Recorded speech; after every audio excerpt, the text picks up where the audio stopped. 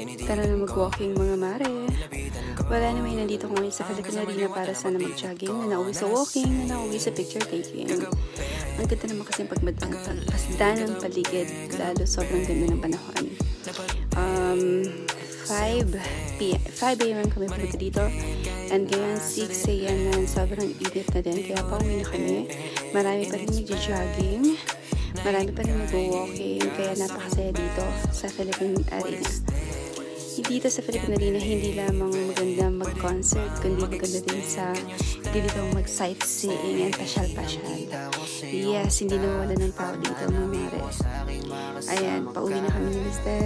And sobrang init ako sa pucha. Thank you very much. Goodbye. Bye. Bye.